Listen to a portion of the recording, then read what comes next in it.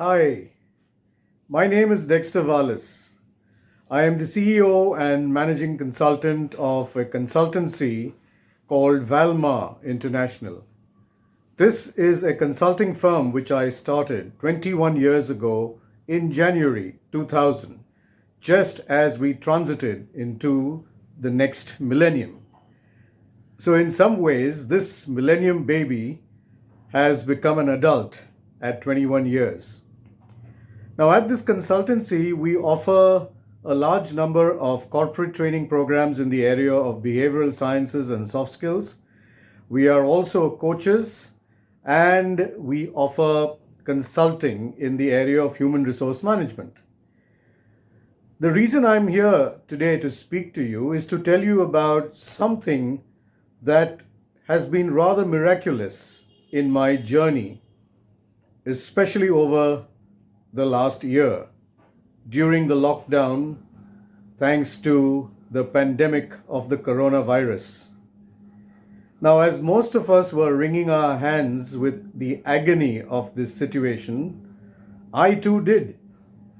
And as business closed down on every front, I suddenly was inspired to write a book, a promise that I had made 18 years ago to my late mother, but could not fulfill in her lifetime, suddenly sprang to life. In fact, most of my coaching conversations with coaches who were mentoring me would be, I want to write a book and I just do not know where to begin.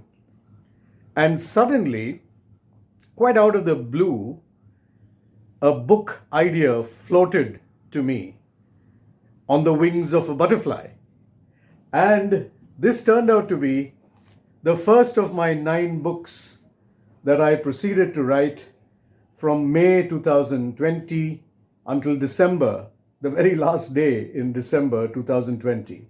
It began with the butterfly blueprint, which is all about managing transformative change, followed by another interesting book which has 12 plus one bonus success script called At the Steering Wheel of Life.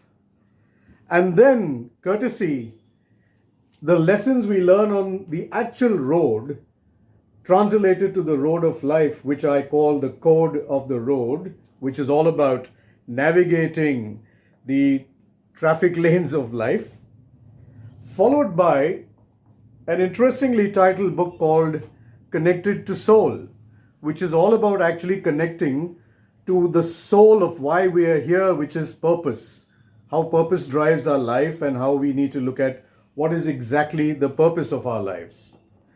Followed by my own experiences in life, which talk about being flawed yet precious, and to be able to recognize that in ourselves and others.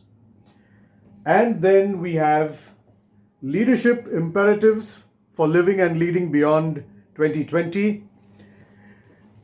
Not to stop there, I decided to write a book that focused on one of the chapters in the leadership imperatives, which is the warrior leader. Thinking about what people would like to read and the fact that many people may not actually read all of my books. At this point of time, there were 7 down. I didn't really know I had 2 more to go in the year. I decided to look through all my old notes from which many of these books sprang forth, and across the 7 books that I had written, and put it all together in little nuggets of wisdom, which allows you to read through everything I have actually experienced, written down as little articles and notes in my diaries, and from which many of these books have emerged, called The 5 Flags of Life. These are available on Amazon.com, Amazon.in, that is in India, and all other global stores of Amazon around the world in Kindle, as well as in paperback, as you can see. But that's again not the reason that I'm here. I'm here because of this book. My latest book, my 9th book, which I have titled I Believe. And when we talk about belief, we are talking about things that drive our life. all our behavior stems from what we believe in, what we believe to be true, what we believe to be false, what we believe to be right or wrong, and how we act on those beliefs, whether they are in truth actually right or wrong. We assume they are right or wrong, and then we simply go by that. We don't question these beliefs because they're so deeply ingrained in us. To tell you a little bit about my book, I would actually like to read from it. I'm going to read from this book the introduction, which should give you some idea of how the book is going to play out. So here goes. Have you noticed that whatever you believe in often comes true? Well, our belief system is one of the most powerful guiding factors which influence, determine, and define our lives. Our beliefs are things that we consider to be true, and the way they play out in our lives is because in our minds, we have allowed these beliefs to become the guiding principles which influence our values, our behavior, our attitude, and our life. Which, when we act on, more often than not, we find that everything we believe in turns out to be true. The only problem is that it's not necessarily really true. What is true is that since we believe certain things to be true or false, right or wrong, we play them out in our lives as if they were true and false, right and wrong, and base our decisions on them, thus manifesting these beliefs right into our lives. It might sound a little complex, but it's really quite simple. For example, how many of you believe that you can become the Prime Minister or President of your country? Of course, when you were asked this question in school, you probably said, yes, I want to become the Prime Minister or President. I know I did. But was that a belief or just a wish? What do you think now? Similarly, do you believe that you can be the richest person in the world? Or do you believe that you can be the happiest person in the world? Or do you believe that you can own the most expensive car in the world? Well, if you do, you shall. And if you don't, you won't.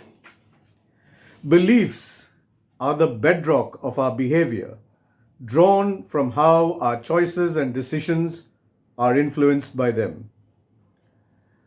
In this book, we are going to take a closer look at our belief system and how they impact our lives, how they transfer to others, and how to examine their validity, reframe them, channel them consciously, and keep leveraging their power to deliver the dreams we believe in.